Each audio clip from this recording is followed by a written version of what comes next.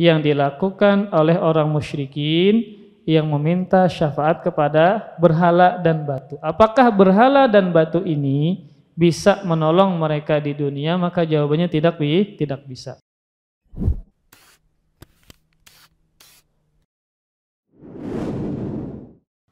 Assalamualaikum warahmatullahi wabarakatuh.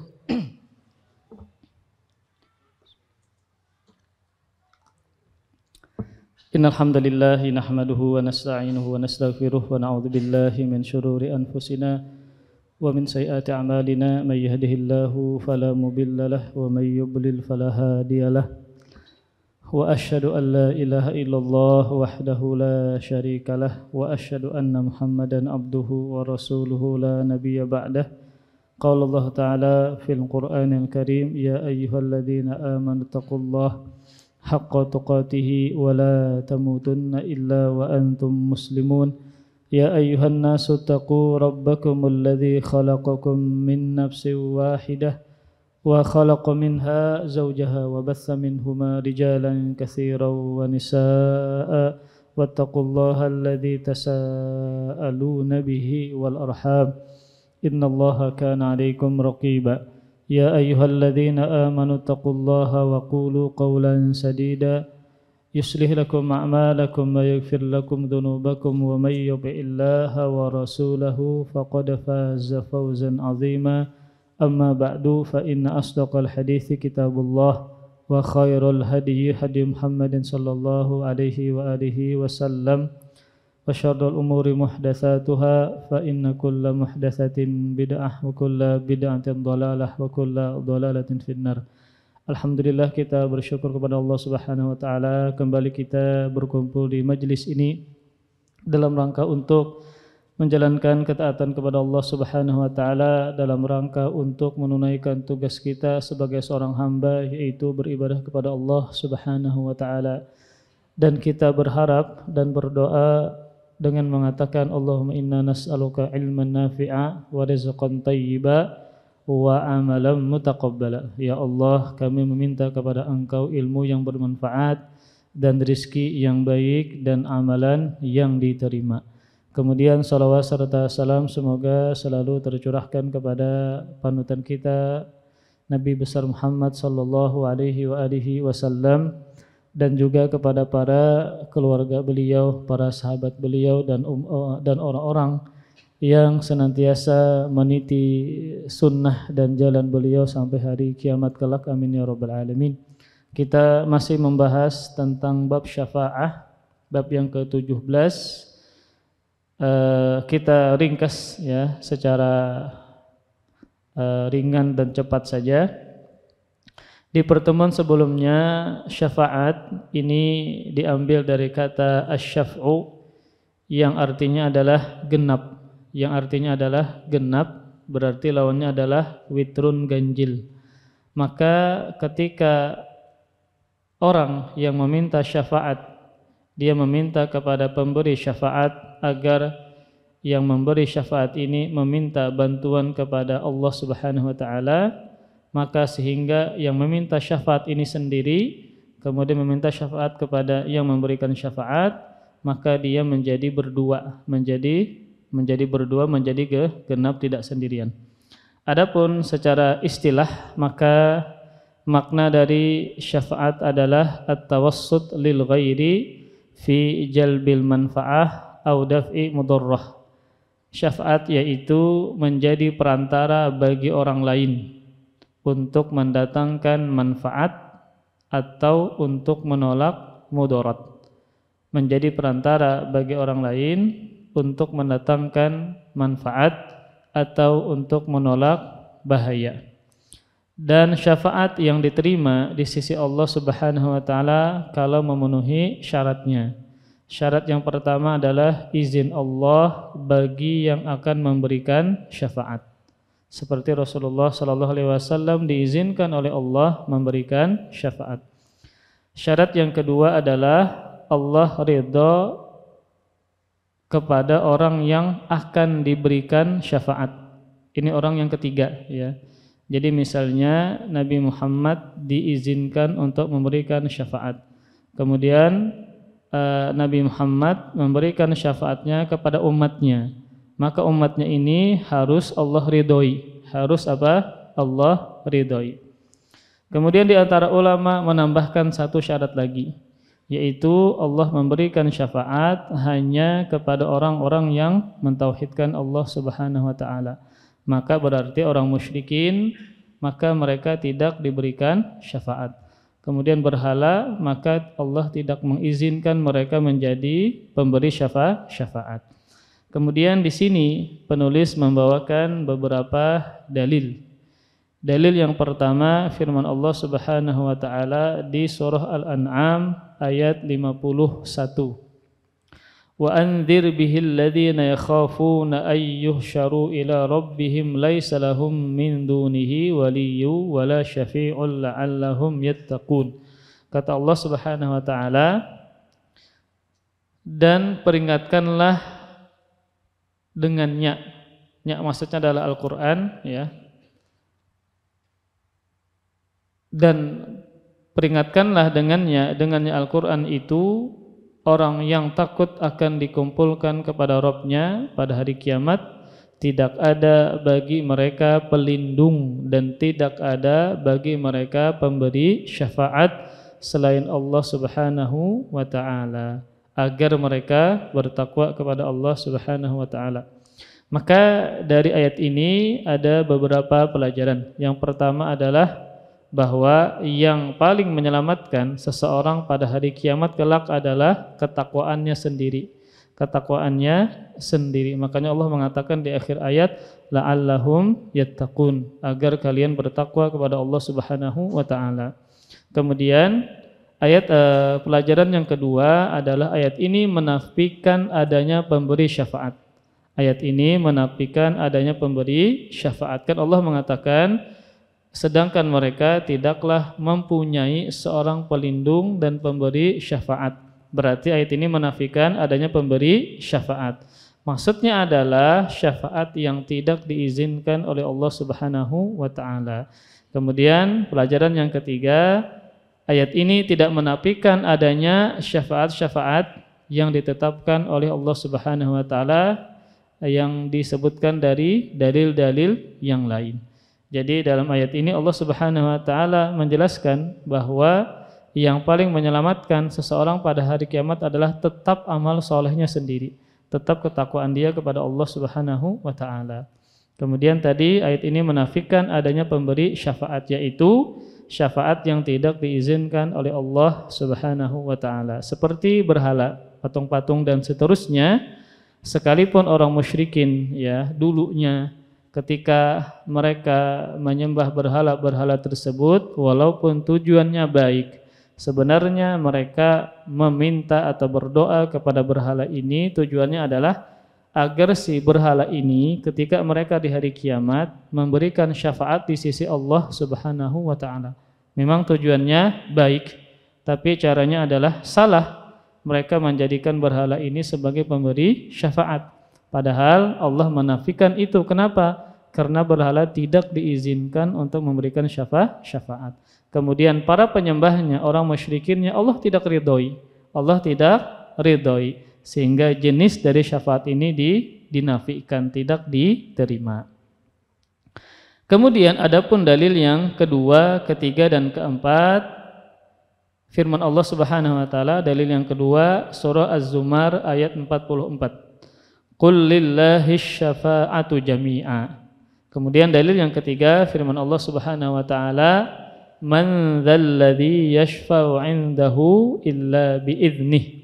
Adapun dalil yang keempat firman Allah Subhanahu wa taala dalam surah An-Najm ayat 26, wa kam mim malakin fis samawati la tughni syafa'atuhum syai'an illa min ba'di ay ya'dzanallahu liman yasha'u wa yarda. Dalil yang kedua artinya adalah katakanlah wahai Muhammad. Berarti kan Rasulullah sallallahu alaihi wasallam ya diajak berbicara oleh Allah Subhanahu wa taala. Maksudnya tujuan khitabnya, tujuan pembicaraannya ini adalah kepada Rasulullah sallallahu alaihi wasallam. Kata Allah Subhanahu wa taala, "Qul," katakanlah wahai Muhammad, hanya milik Allah lah syafaat tersebut semuanya. Maka di sini Allah menetapkan adanya syafaat, namun semuanya adalah milik Allah Subhanahu wa taala. Kemudian dalil yang ketiga, artinya tidak ada seorang pun yang dapat memberikan syafaat di sisi Allah tanpa seizinnya. Kemudian dalil yang keempat artinya adalah dan berapa banyak malaikat di langit. Tentu ini jumlahnya sangat banyak. Syafaat mereka sedikit pun tidak berguna atau tidak bermanfaat kecuali setelah Allah mengizinkan. Setelah apa? Allah mengizinkan untuk diberi syafaat bagi siapa saja yang dikehendaki dan diridhoi. Bagi siapa saja yang dikehendaki dan diridhoi. Kita tahu bahwasanya malaikat adalah makhluk Allah Subhanahu wa taala yang tidak pernah melakukan pelanggaran sedikit pun. Tidak pernah melakukan kemaksiatan kepada Allah sedikit pun. Subhanallah, ini adalah makhluk Allah yang paling taat kepada Allah Subhanahu wa taala. Namun mereka tidak bisa memberikan syafaat kecuali setelah Allah mengizinkan mereka dan yang diberikan syafaat baginya Allah ridhoi. Maka sekelas malaikat pun tidak bisa memberikan syafaat kecuali kalau kepada orang yang Allah ridhoi dan juga Allah izinkan untuk memberikan syafaat. Kemudian, maka dalil yang kedua, ketiga dan keempat dan juga dalil yang pertama, maka empat dalil ini yang berkaitan tentang syafaat ini bisa kita susun atau bisa kita bagi menjadi empat jenis dalil berkaitan dengan syafaat. Dalil yang pertama, kedua, ketiga, dan keempat. Bentuk dalil yang pertama,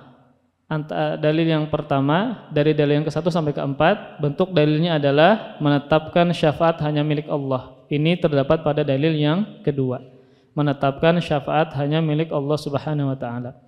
Kemudian jenis dalil yang kedua, menafikan syafaat secara mutlak. Ini ada pada dalil yang pertama. Menafikan syafaat secara mutlak ada dalil yang pertama. Kemudian yang ketiga, menetapkan syafaat jika terpenuhi syaratnya. Ini dalil yang keempat ya. Kemudian juga terdapat pada dalil yang ketiga, syaratnya adalah izin Allah kepada pemberi syafaat. Kemudian syarat yang kedua adalah ridha Allah kepada pemberi syafaat. Kemudian yang ketiga, ridha Allah kepada yang diberikan syafaat baginya. Atau cukup dua saja. Yang pertama adalah izin Allah kepada pemberi syafaat. Yang kedua, ridhonya Allah kepada yang diberikan syafaat baginya ya. Maka dua dari syarat ini. Di antara ulama ada yang menambah tiga, yaitu Allah memberikan syafaat hanya kepada orang yang mentauhidkan Allah Subhanahu wa taala. Kemudian jenis dalil yang keempat adalah menafikan syafaat untuk orang-orang kafir dan musyrikin. Ini terdapat pada dalil yang pertama. Sehingga empat jenis dari dalil ini berkaitan dengan syafaat ya, berkaitan dengan syafaat. Tadi ulun sebutkan jenis dalil yang pertama adalah bahwa syafaat hanya milik Allah Subhanahu wa taala. Kalau dia adalah murni mutlak milik Allah Subhanahu wa taala, maka tidak boleh seseorang mengatakan syafaat itu ada juga yang memiliki selain Allah Subhanahu wa taala. Dalilnya adalah tadi qul lillahi syafa'atu jami'a. Katakanlah wahai Muhammad, miliklah Allah semua syafaat. Kemudian jenis yang kedua yaitu tadi menafikan syafaat secara mutlak. Di antaranya adalah firman Allah Subhanahu wa taala, dalil yang lain surah Al-Baqarah ayat 254. Ya ayyuhalladzina amanu anfiqu mimma razaqnakum min qabli ay ya'tiya yaumul la bay'un fihi wala khullatu wala syafa'ah wal kafiruna humudz zalimun. Kata Allah Subhanahu wa taala, wahai orang-orang yang beriman, belanjakanlah atau infakkanlah di jalan Allah sebagian dari rizki yang telah kami berikan kepada kalian. Jadi di sini Allah tidaklah menyuruh kita untuk membelanjakan seluruh harta kita, enggak. Tetapi apa? Sebagian dari harta yang kita miliki. Sebelum Datangnya hari yang pada hari itu tidak ada lagi jual beli dan tidak ada lagi syafaat. Jadi sebelum datangnya hari yang kita tidak bisa lagi untuk berinfak, membelanjakan dan seterusnya, dan tidak ada lagi syafaat. Maka di sini Allah menafikan syafaat. Allah menafikan syafaat. Dan orang-orang kafir itulah orang-orang yang melakukan kezaliman kepada Allah Subhanahu wa taala. Kemudian jenis dalil yang ketiga adalah menafikan syafaat untuk orang-orang kafir dan musyrikin. Ketika Allah menyebutkan umum, menafikan syafaat, lalu Allah menjelaskan bahwa yang dinafikan tersebut adalah untuk orang-orang kafir dan musyrikin. Seperti firman Allah Subhanahu wa taala dalam surah Al-Muddatsir ayat 48, fama tanfa'uhum syafa'atus syafi'in. Kata Allah Subhanahu wa taala, maka tidak bermanfaat lagi bagi mereka orang-orang kafir ini syafaat dari orang-orang yang memberikan syafaat. Kemudian jenis yang keempat adalah adanya dalil yang menetapkan syafaat jika terpenuhinya beberapa persyaratan.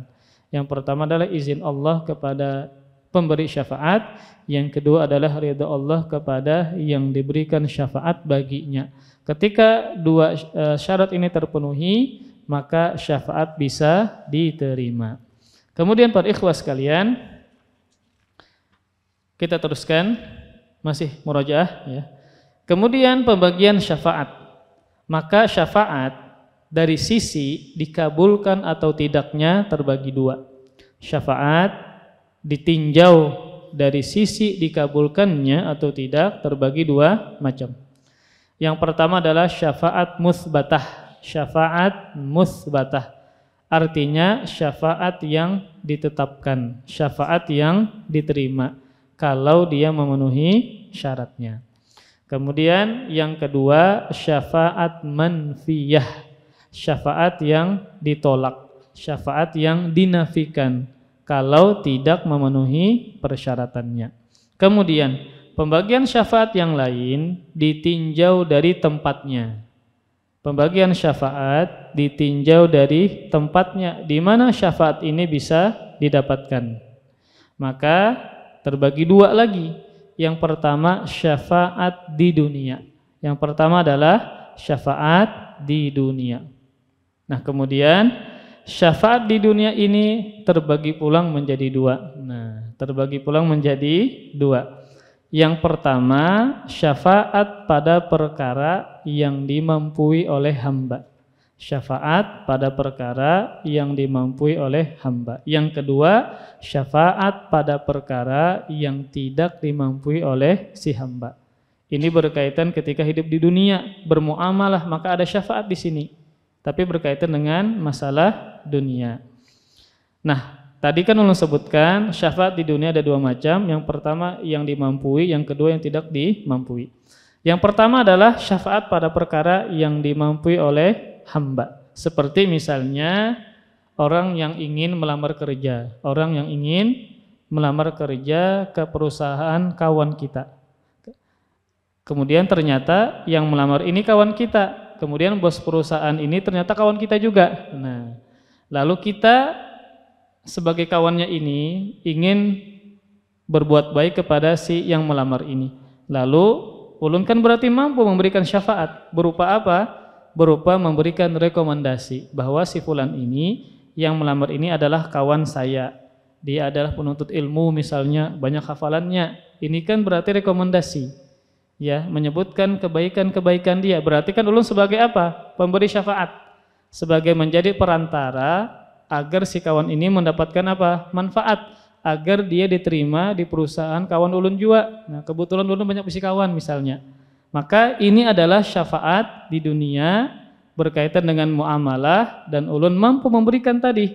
Kenapa? Karena berkaitan dengan masalah rekomendasi. Maka ini dibolehkan ketika ada kawan yang melamar tadi meminta bantuan kepada ulun, minta rekomendasi, minta tazkiyah ya agar dia bisa diterima di perusahaan kawan ulun yang lain. Maka ini dibolehkan. Maka ini apa? Dibolehkan. Namun dibolehkan kalau memenuhi dua syarat.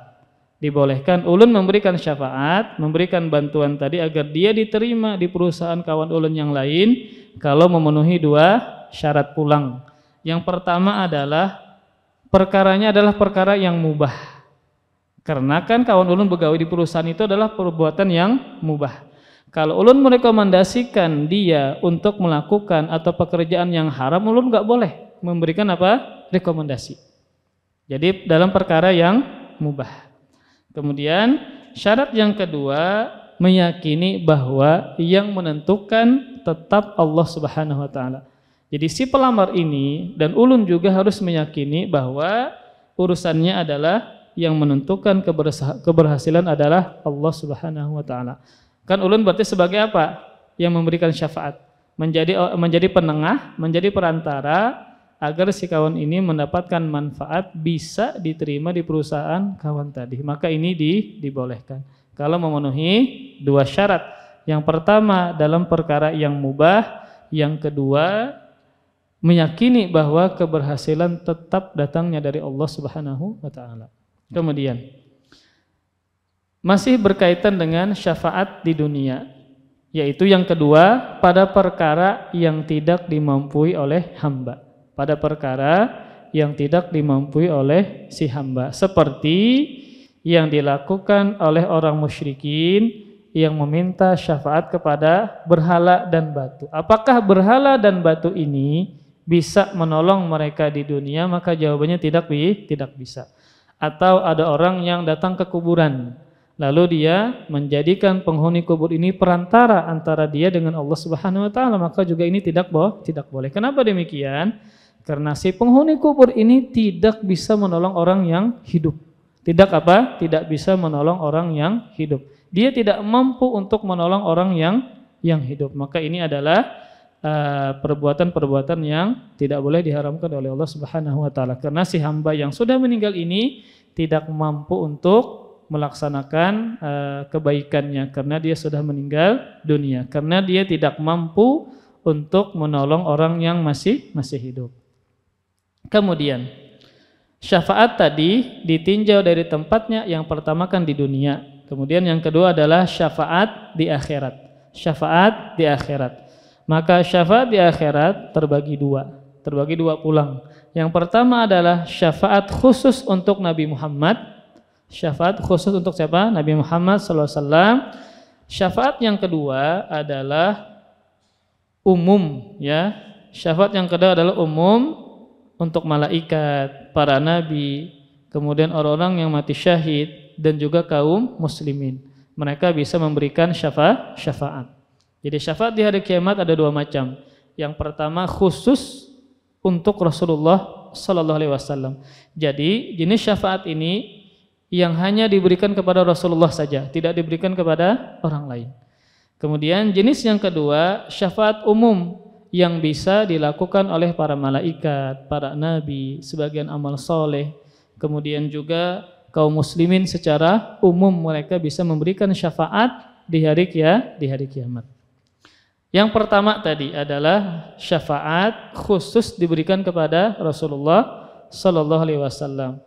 Maka ada beberapa. Yang pertama adalah asy-syafa'atul uzma. Asy-syafa'atul uzma artinya adalah syafaat yang besar. Syafaat yang besar. Ini hanya diberikan kepada siapa? Rasulullah sallallahu alaihi wasallam di padang mahsyar. Bentuk jenis dari syafaat uzma ini adalah agar Allah menyegerakan putusan hamba-hamba atau semua makhluknya ketika mereka berada di padang mahsyar. Ketika mereka berada di padang mahsyar, sangat kepayahan, sangat kesusahan, sangat lama dan macam-macam berbagai jenis dari kesulitan dan huru-hara, akhirnya mereka mendatangi para nabi untuk minta syafaat.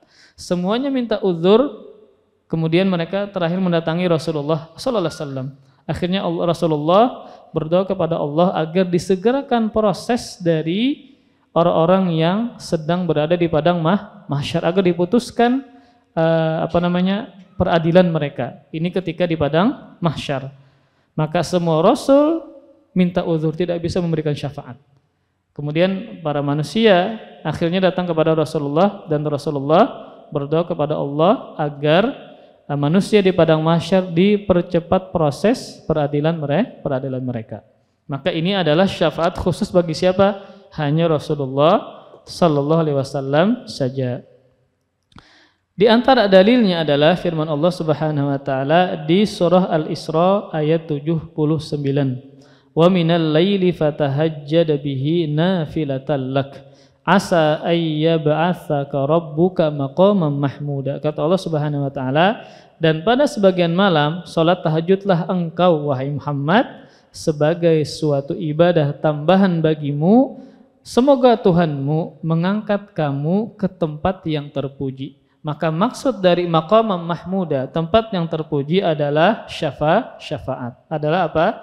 Syafaat yang diberikan kepada Rasulullah sallallahu alaihi wasallam. Kemudian syafaat yang khusus yang hanya Allah berikan kepada Rasulullah sallallahu alaihi wasallam adalah yang kedua, syafaat agar para penghuni surga segera masuk ke dalam surga.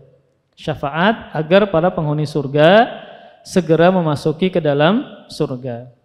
Karena ketika para penghuni surga bisa masuk ke dalam surga setelah mereka diputuskan ini masuk ke dalam surga, namun belum.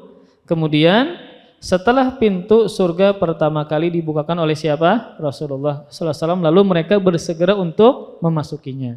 Jadi syafaat agar mereka ini yang belum berada di dalam surga namun sudah diputuskan bersegera masuk ke dalam surganya Allah Subhanahu wa taala.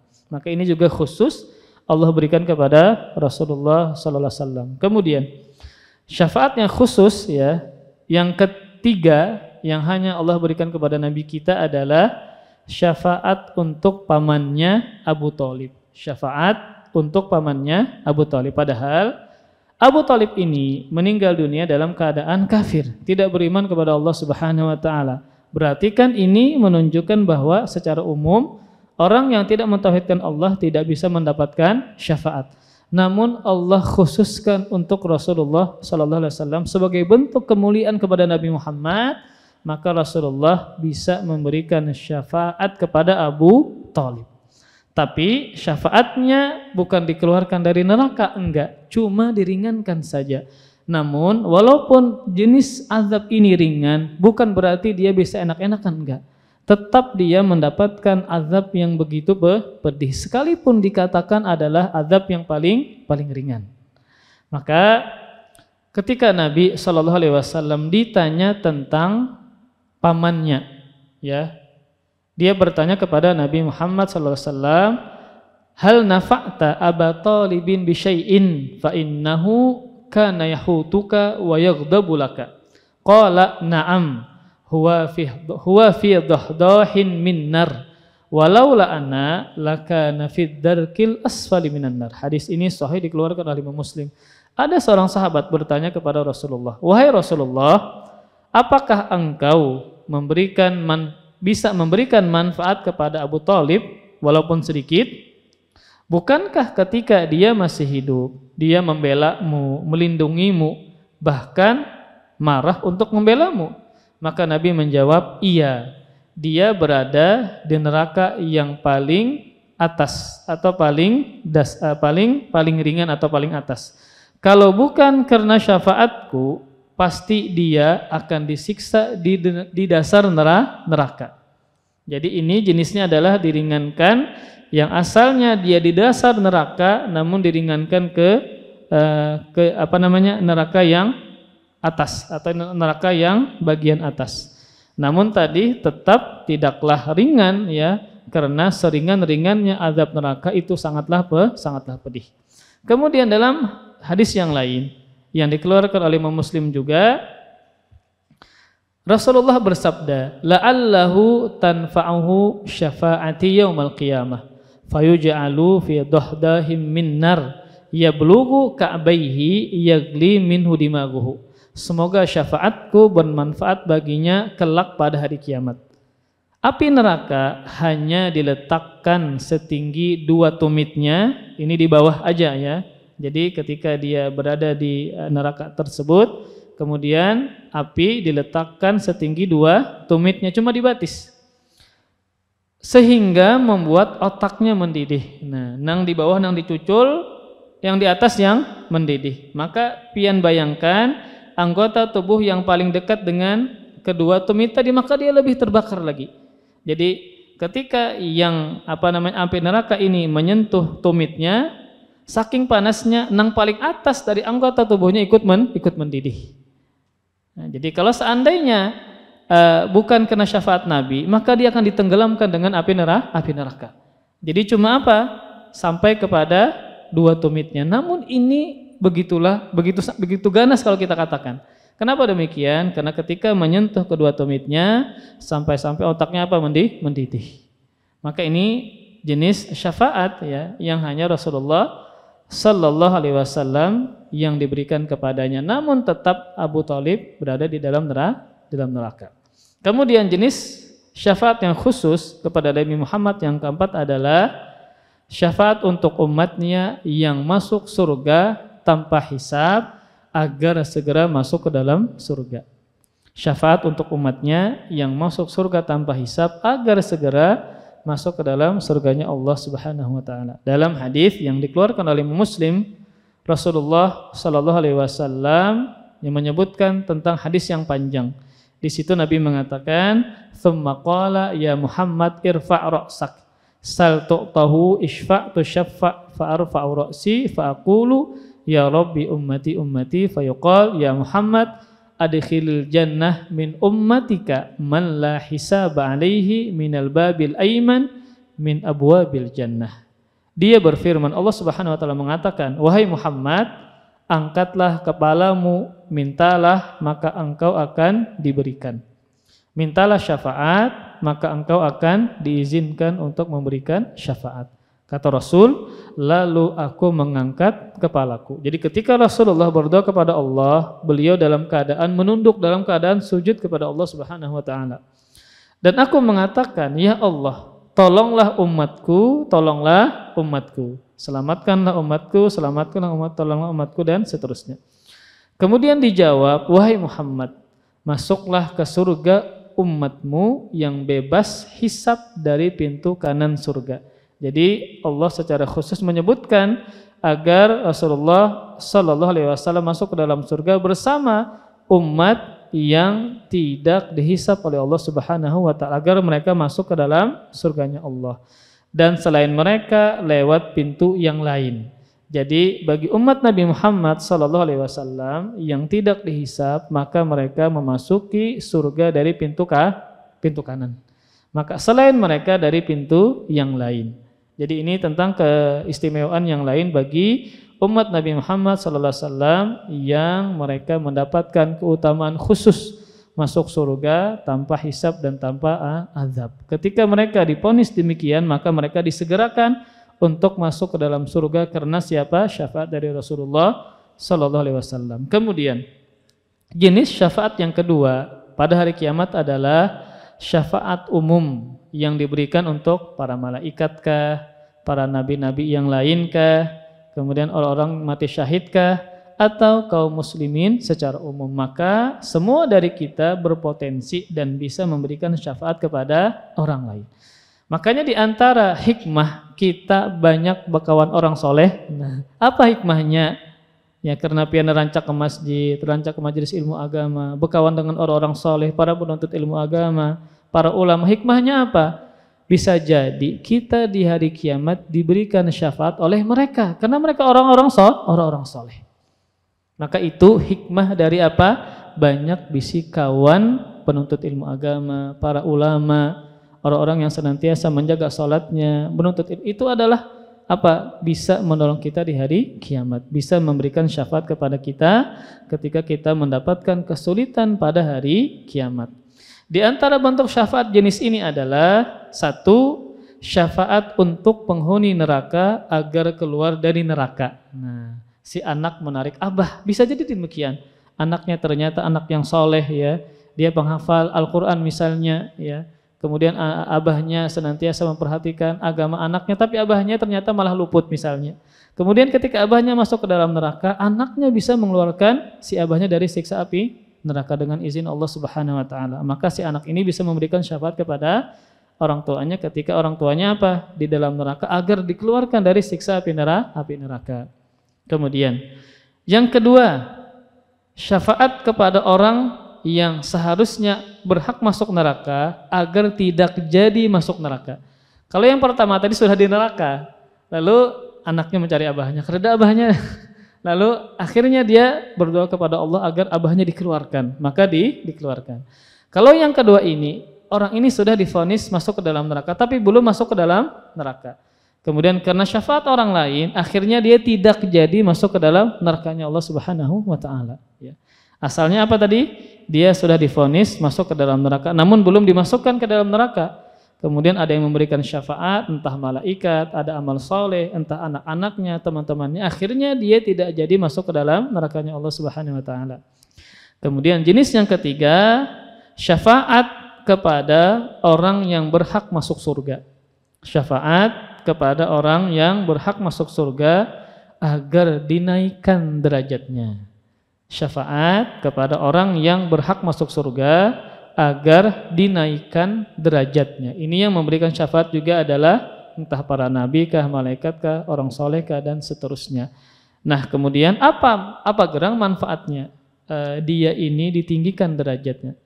Sebagaimana kita ketahui bahwa surga itu bertingkat-tingkat. Surga itu apa? Bertingkat-tingkat. Dan surga yang paling tinggi tingkatannya adalah surga Firdaus. Maka orang yang semakin tinggi derajatnya, maka semakin besar harapannya masuk ke dalam surga Firdaus. Makanya banyak amalan-amalan yang diantara keutamaannya adalah meninggikan derajat. Meninggikan apa? Derajat. Seperti orang yang berjalan dari rumah menuju masjid, maka sebelah kanannya adalah menghapuskan dosa, maka satu yang lain adalah meninggikan derajat. Seperti musibah yang dihadapi dengan sabar, maka juga meninggikan derajat. Seperti banyak sujud, banyak sholat juga meninggikan derajat. Manfaatnya adalah di hari kiamat, maka dia sangat berpotensi besar masuk ke dalam surga yang paling tinggi, surga apa? Firdaus. Surga apa? Firdaus. Jadi ada 3 jenis syafaat yang umum, ya, yang diberikan entah malaikat kah, para nabi kah, orang yang mati syahid kah, para ulama kah, kaum muslimin kah. Maka yang pertama adalah syafaat untuk penghuni surga agar dia dikeluarkan dari siksa api neraka. Anaknya kah misalnya, kawannya kah misalnya, subhanallah, yang memberikan syafaat kepada kawannya nang kada tetamu ternyata di neraka misalnya, kemudian dia memberikan syafaat. Kemudian yang kedua, syafaat kepada orang yang sudah divonis masuk ke dalam neraka namun belum, namun ada yang memberikan syafaat sehingga dia tidak jadi masuk ke dalam neraka. Kemudian jenis yang ketiga, syafaat kepada orang yang berhak masuk ke dalam surga agar dinaikkan derajatnya sehingga dia masuk ke dalam surga yang paling tinggi. Kemudian dalil yang kelima berkaitan dengan syafaat, firman Allah Subhanahu wa Ta'ala di surah Saba ayat 22 dan 23, qul ud'ul ladzina za'amtum min dunillah la yamlikuna mithqala dzarratin fis samawati wala fil ardi wama lahum fihima min syirkin wama lahu minhum min dhahir wala tanfa'ush syafa'atu 'indahu illa liman adzinalah. Katakanlah wahai Muhammad, serulah mereka yang engkau anggap atau kalian anggap sebagai Tuhan selain Allah. Mereka yang Tuhan selain Allah ini tidak memiliki kekuasaan seberat zarrah pun di langit maupun di bumi.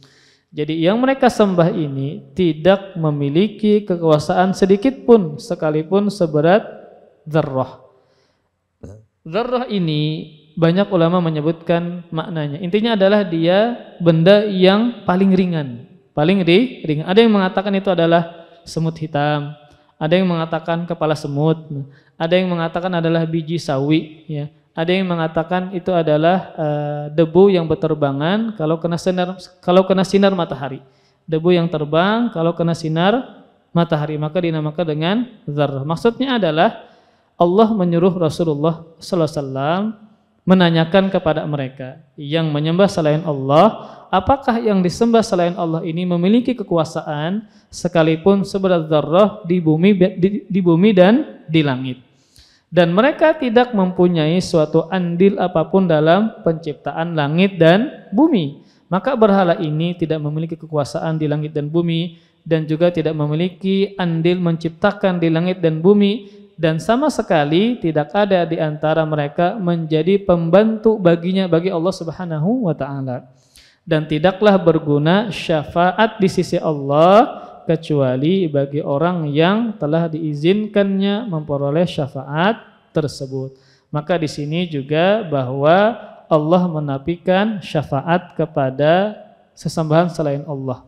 Yang mana sesembahan selain Allah ini tidak memiliki kekuasaan sedikit pun di langit dan bumi, dan tidak juga mempunyai andil dalam menciptakan, dan juga sama sekali tidak menjadi pembantu bagi Allah Subhanahu wa taala. Maka tidak pantas mereka dijadikan sebagai tandingan selain Allah, dan juga tidak pantas mereka dijadikan sebagai pemberi syafaat di sisi Allah Subhanahu wa taala, karena Allah tidak mengizinkan para berhala tersebut. Kemudian setelah itu penulis menyebutkan atau mengutip perkataan Syekhul Islam Ibnu Taimiyah. Syekhul Islam Ibnu Taimiyah kunyahnya adalah Abul Abbas. Dan berarti kan artinya apa Abul Abbas? Abahnya Abbas ya. Padahal Sidin tidak punya anak karena Sidin tidak menikah. Jadi ada beberapa ulama ya, yang masyhur yang tidak menikah sepanjang hidupnya. Dan memilih tidak menikah bukan karena takutan menikah kada, bukan karena kada duit kada, karena saking sibuknya dengan ilmu agama. Alasannya adalah karena masyghulan bil ilmi, saking sibuknya dengan ilmu agama. Ada Imam Nawawi juga demikian, ya tidak menikah juga ya. Kalau kita kan kada kawin kenapa? Belum ada lagi jalan. Belum ada jodohnya. Atau ditolak orang terus ya. Nah, ini kan macam-macam ya. Atau kada kau lagi berjalanan, jadi ini kan alasan-alasan yang tidak tepat ya. Kalau seandainya tidak menikah silakan pian pilih, tapi karena sibuk dengan agama, sibuk dengan ilmu agama, maka silakan ya ikuti para ulama tersebut. Namun tetap kita katakan bahwa menikah adalah lebih afdal ya, lebih baik. Terlebih di zaman sekarang ya sangat besar fitnahnya berkaitan dengan fitnah syahwat ya, berkaitan dengan fitnah syahwat. Syekhul Islam Ibnu Taimiyah yang bernama Ahmad bin Abdul Halim, beliau mengatakan cukup panjang ya. Kata beliau, fanafa amma siwahu kullama yata'allaqu bihil musyrikun fanafa an yakuna li ghairihi mulkun aw qistun minal mulki aw yakuna aunan lillahi wa lam yabqa illa syafa'ah fabayyana annaha la tanfa'u illa liman adhina lahu ar-rabbu kama qala ta'ala man dzalladzi yashfa'u 'indahu illa bi'idhnihi. Fahadhi syafa'atu allati yadhunnuha al-musyrikun hiya muntafiyatun yaumal qiyamah kama nafahal Qur'an fa akhbara annahu ya'ti fayasjudu li rabbih wa yahmaduhu la yabda'u bisyafa'ati awwalan thumma yuqalu lahu ay Muhammad irfa' ra'sak wa qul tusma' wa sal tu'ta washfa' tushaffa'.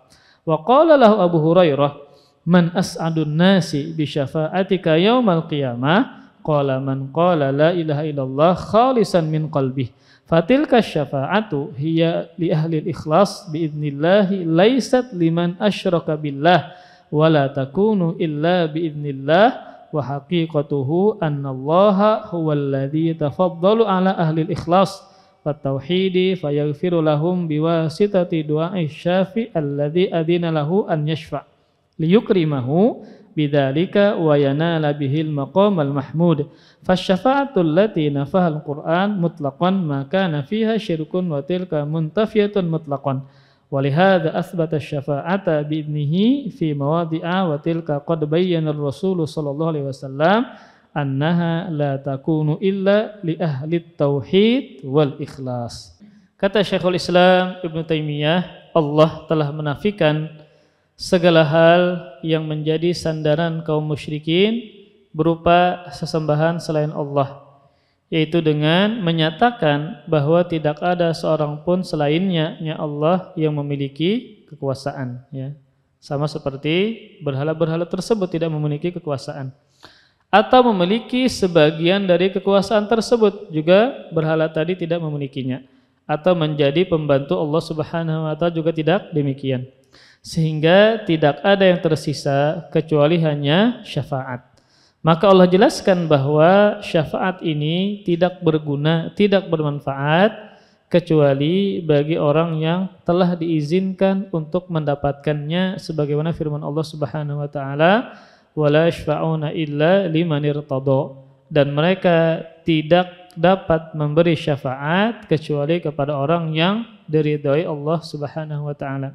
Jadi sekelas Nabi Muhammad SAW pun yang diizinkan untuk memberikan syafaat, kalau Allah tidak meridai umat tersebut, maka dia tidak bisa memberikan syafaat. Maka syafaat yang disangkakan oleh orang-orang musyrikin tersebut tidak akan ada pada hari kiamat. Kenapa? Karena Allah tidak mengizini berhala tersebut. Yang kedua, Allah tidak ridho kepada orang musyrikin tersebut, sebagaimana yang telah dinyatakan oleh Al-Quran. Dan Nabi SAW mengkabarkan bahwa beliau pada hari kiamat akan bersujud kepada Allah. Jadi sebelum beliau diizinkan untuk memberikan syafaat, maka Rasulullah SAW menunjukkan kesempurnaan adab beliau kepada Allah, yaitu apa? Beliau bersujud kepada Allah Subhanahu wa taala dan menghaturkan atau menyebutkan segala pujian-pujiannya kepada Allah Subhanahu wa taala. Jadi di antara adab kita memohon kepada Allah adalah dengan memulai dengan pujian-pujian kepada Allah Subhanahu wa taala. Makanya ketika kita berdoa mengucapkan apa? Alhamdulillah, mengucapkan kalimat pujian. Bismillah, alhamdulillah, kemudian salawat kepada Nabi, kemudian sebutkan nama-namanya, sifat-sifatnya, kemudian isi dari doa kita. Beliau tidak langsung memberikan syafaat terlebih dulu, tetapi menunjukkan kesempurnaan adab beliau kepada Allah, sujud, kemudian apa? Menyebutkan segala pujiannya kepada Allah Subhanahu wa taala. Setelah itu baru dikatakan kepada beliau, angkatlah kepalamu. Angkatlah apa? Kepalamu, karena Nabi sujud. Katakanlah, niscaya ucapanmu akan didengar, dan mintalah, niscaya permintaanmu akan dikabulkan, dan berilah syafaat, niscaya syafaatmu akan diterima. Jadi ada prosesnya sebelum apa? Nabi diizinkan mendapatkan syafaat, yaitu beliau menunjukkan kesempurnaan adab di hadapan Allah Subhanahu wa taala. Kemudian Syekhul Islam mengutip sebuah hadis, dan Abu Hurairah radhiyallahu taala anhu bertanya kepada beliau, kepada Rasulullah sallallahu alaihi wasallam, siapakah orang yang paling beruntung mendapatkan syafaatmu?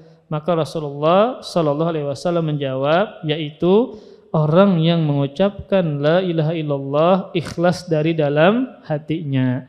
Dan tanda seseorang mengucapkan kalimat la ilaha illallah ikhlas dalam hatinya, dia adalah fayaqumu bi amrihi wa yada'u nahyahu. Kata Syekhul Islam, kata Syekh Muhammad bin Shalih Al-Utsaimin, orang yang ikhlas mengucapkan kalimat tauhid la ilaha illallah, dia melaksanakan perintah Allah dan meninggalkan larangan Allah Subhanahu wa taala. Jadi bukan hanya mengucapkan saja, enggak, tapi ada kelaziman dari kalimat tersebut, terutama ya berkaitan dengan perintah Allah, mentauhidkan Allah Subhanahu wa taala dan yang lainnya. Jadi ada kelaziman dari apa? Dari kalimat tersebut, bukan hanya sebatas diucapkan saja. Kemudian, maka inilah syafaat yang ditetapkan adalah syafaat untuk ahlul ikhlas wa tauhid, yaitu orang-orang yang mentauhidkan Allah dengan ikhlas karena Allah Subhanahu wa taala saja, dengan seizin Allah, bukan untuk orang yang menyekutukan Allah dengan selainnya. Jadi makanya ada di antara ulama yang menyebutkan syarat yang ketiga diterimanya syafaat adalah Allah memberikan syafaat kepada orang yang mentauhidkan Allah Subhanahu wa taala. Ini sebagaimana hadis tadi, bahwa orang yang paling berbahagia mendapatkan syafaat Nabi pada hari kiamat adalah orang yang mengucapkan kalimat la ilaha illallah ikhlas dalam hatinya. Kemudian, apa hakikat dari syafaat tersebut? Maka kata Syekhul Islam Ibnu Taimiyah, Dan hakikatnya yaitu bahwa Allah lah yang melimpahkan karunia-Nya kepada orang-orang yang ikhlas tersebut dengan memberikan ampunan kepada mereka dengan sebab doanya orang yang telah diizinkan oleh Allah untuk memperoleh syafaat, untuk memuliakan sang pemberi syafaat tersebut dan menempatkannya di tempat yang terpuji. Jadi ketika Allah Subhanahu wa taala mengizinkan Rasulullah sallallahu alaihi wasallam memberikan syafaat untuk umatnya, maka sebenarnya Allah ingin memuliakan Nabi Muhammad sallallahu alaihi wasallam. Kemudian Allah juga ingin melimpahkan karunia-Nya untuk orang-orang yang mentauhidkan Allah Subhanahu wa taala. Sebenarnya Allah sangat mampu. Mereka diampuni, mereka masuk surga tanpa diberikan syafaat. Sangat mampu bagi Allah Subhanahu wa taala. Namun kenapa Allah Subhanahu wa taala menjadikan pemberi-pemberi syafaat seperti Rasulullah sallallahu alaihi wasallam? Maka jawabannya adalah karena Allah ingin memuliakan siapa? Nabi Muhammad. Karena Allah ingin memuliakan siapa? Nabi Muhammad sallallahu alaihi wasallam, dan untuk menempatkan beliau di tempat yang terpuji, maqamam mahmuda. Jadi karena Allah ingin memuliakan Rasulullah sallallahu alaihi wasallam, maka Allah jadikan Rasul sebagai pemberi syafaat.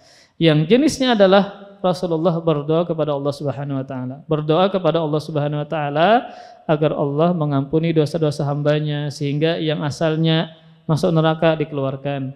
Yang asalnya divonis sudah ke neraka belum masuk kemudian dikeluarkan.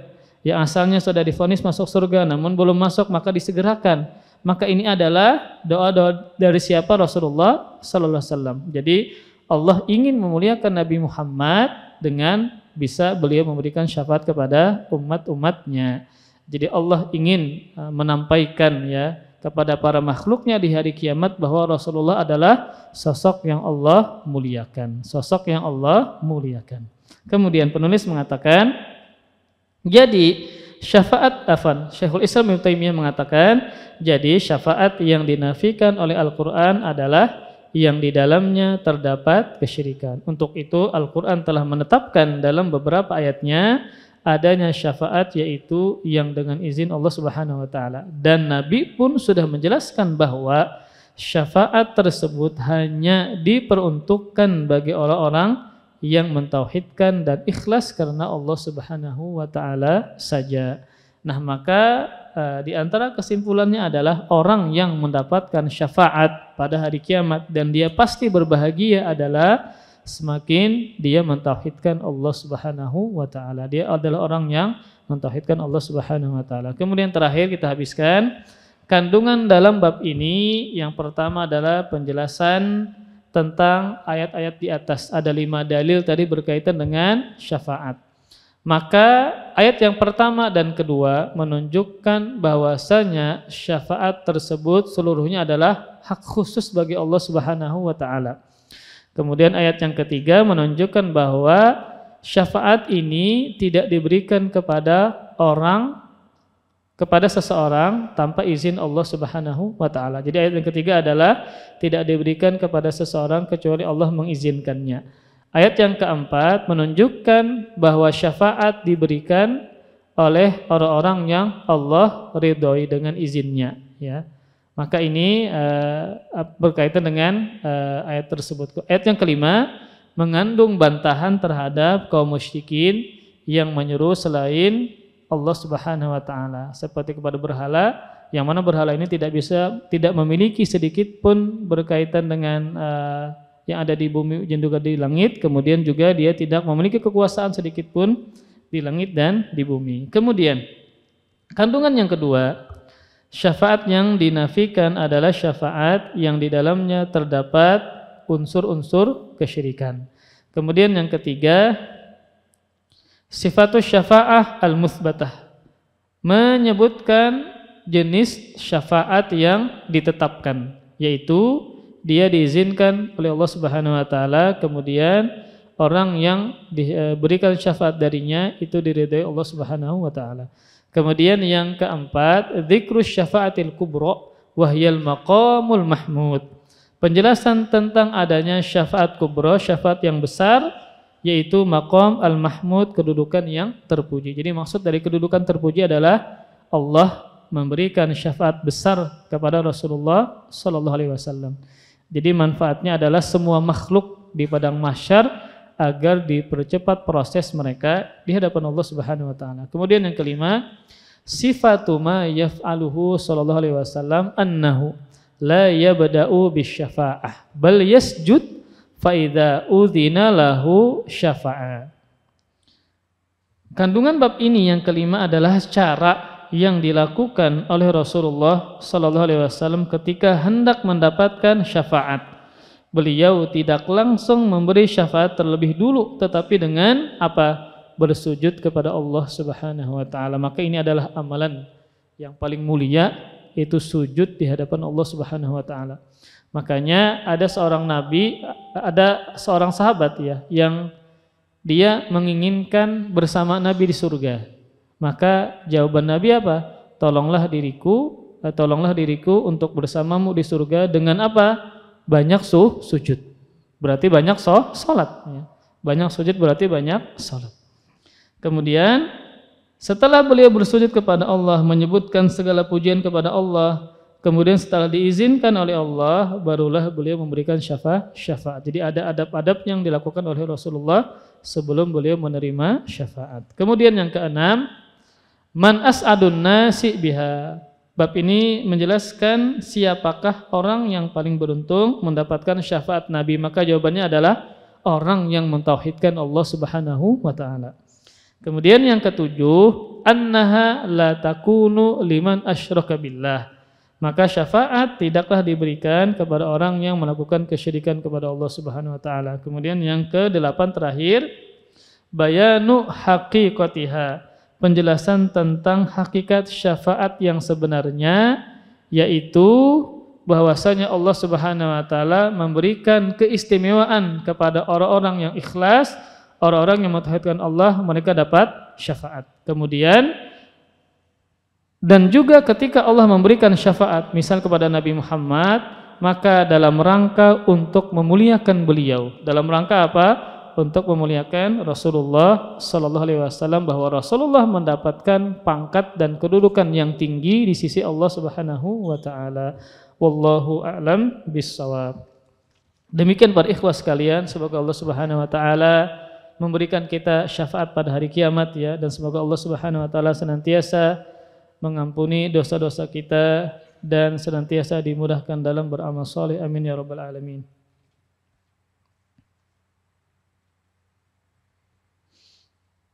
Langsung 3 bang pertanyaannya nah. Tolong jawab yang mampu aja. Ada yang bertanya, apakah seorang anak yang sering berbuat dosa besar kemudian ditakdirkan masuk neraka bisa menarik ayahnya ke neraka juga Ustadz? Dikarenakan si ayah tidak pernah mendidik anaknya. Maka termasuk daerah kepemimpinan adalah ayah kepada keluarganya. Maka si ayah ini wajib ya, dia memimpin keluarganya baik berkaitan dengan masalah dunia dan baik berkaitan dengan masalah akhirat dan agama. Maka ketika anak ini tidak ditegur oleh ayahnya, tidak diingatkan oleh ayahnya, tidak diajarkan agama oleh ayahnya, maka dia bisa diseret oleh anaknya masuk ke dalam neraka. Karena abahnya kada bertanggung jawab. Bukankah dalam Al-Quran kita para ayah ini diperintahkan oleh Allah Subhanahu wa taala, ya ayyuhalladzina amanu qu anfusakum wa ahlikum nar. Wahai orang-orang yang beriman, jagalah diri kalian dan keluarga kalian dari siksa api neraka. Ini adalah perintah dari Allah Subhanahu wa taala. Maka karena sebab kelalaian dari si orang tua, akhirnya si anak ini tidak paham agama, dia tidak diarahkan, ya tidak dijelaskan, tidak diluruskan. Sembahyang subuhnya kada digarak misalnya, maka ini abahnya bertanggung jawab pada hari kiamat karena dia sudah gagal dalam menjadi pemimpin untuk keluarganya, tentu berkaitan dengan masalah agama dan akhiratnya. Maka bisa jadi si anak ini mengakibatkan si ayahnya masuk ke dalam nerakanya Allah Subhanahu wa taala. Kemudian bagaimana jika seorang bermimpi bertemu dengan Nabi, kemudian Nabi mengatakan engkau telah mendapatkan syafaatku. Apakah orang ini mendapatkan syafaat tersebut? Maka kembali kepada syarat sebelumnya tadi. Bisa jadi kemudian kita harus benar-benar yakin itu nabi atau bukan. Mesti orang nang lain, mesti syaitan menyerupa dengan yang bentuk indah dan dia mengaku nabi. Makanya orang yang mengatakan dia bertemu dalam mimpi bertemu nabi, maka kita jangan langsung mengiyakan. Karena sebagaimana Abdullah bin Abbas didatangi seseorang, dia mengatakan saya bermimpi dengan nabi, maka Abdullah bin Abbas mengatakan sif lana, sifatkan bagaimana nabi yang engkau temui dalam mimpi. Maka nabi yang ditemui dalam mimpi itu sama yang ditemui oleh para sahabat ketika nabi masih hidup, maka tidak berubah ya. Kalau misalnya ketika bertemu dengan nabi dia mengatakan nabi tapi kada berjanggut, itu bukan nabi. Nah, nabi berjanggut. Ya. Maka kita harus dulu pastikan ya. Maka kita tidak bisa mengatakan ketika dia bermimpi maka dia pasti mendapatkan syafaat, enggak bisa. Maka tadi harus ada syaratnya, Allah ridho terhadap dia. Kemudian dia mentauhidkan Allah Subhanahu wa taala ya, maka kembali kepada dalil. Maka mimpi tidak bisa dijadikan sebagai dalil, tapi bisa dijadikan sebagai kabar gembira kalau memang benar apa dia bermimpi dengan nabi. Tapi jangan sampai dia bersandar dengan demikian. Akhirnya misalnya melakukan dosa besar kada sembah, yang ini juga salah ya. Jadi jangan sampai bersandar dengan mimpi. Tetap dikembalikan kepada dalil. Bagaimana cara menasihati orang tua yang mana masih meminta syafaat kepada kuburan keramat? Nah, maka pian belajar dulu, belajar tauhid. Kemudian ya begamatan lah. Kemudian begamatan, memadahi ya. Kemudian sambil banyakin membawa hadiah, menarik hati sidin. Kemudian tunjukkan dengan akhlak ya, karena untuk menarik orang ya. Jadi sebelum kita mengucapkan dengan lisan, maka pian ini harus dulu tunjukkan bagaimana berbakti dengan orang tua. Sehingga ketika orang tua ini sudah senang dengan pian, akhlak pian luar biasa, biasanya mudah memadahi orang tua berkaitan dengan penyimpangan apapun. Tapi pian juga harus perhatikan tadi masalah akhlak ya. Kemudian sopan santun, kemudian juga tunjukkan kalau kita belajar tauhid ini, akhlak kita semakin bagus, semakin berbakti kepada kedua orang tua. Sehingga kalau akhlak kita bagus, orang itu tertarik dan mudah untuk diluruskan ya. Namun ketika ternyata mereka tetap demikian, maka usaha pian sudah selesai. Karena tugas kita adalah menyampaikan, yang berubah tetap Allah Subhanahu wa taala. Pian lihat Nabi Nuh alaihissalam berdakwah selama 950 tahun. Ternyata ada di antara anaknya yang tidak beriman kepada Allah Subhanahu wa taala. Kurang apa dakwah dari Nabi Nuh alaihissalam? Itu menunjukkan bahwa perubahan seseorang dari kafir kepada iman, dari dosa kepada taubat, itu ada yang berubah adalah Allah Subhanahu wa taala. Kewajiban kita adalah hanya menyampaikan ya. Maka tetap berusaha, tetap doakan ya. Kemudian tadi tunjukkan dengan akhlak ya, kemudian tunjukkan dengan semakin berbakti kepada orang tua. Biasanya ketika mereka sudah melihat akhlak kita baik kepada mereka, mudah untuk diluruskan. Wallahu a'lam bishawab. Kita tutup dengan doa kafaratul majlis. Subhanakallahumma wa bihamdika asyhadu an la ilaha illa anta astaghfiruka wa atubu ilaik. Wassalamualaikum warahmatullahi wabarakatuh. Terima kasih. Jazakumullah khairan wa barakallahu fikum. Video ini dibuat atas partisipasi dari donasi Anda. Semoga menjadi amal jariah bagi Anda semuanya.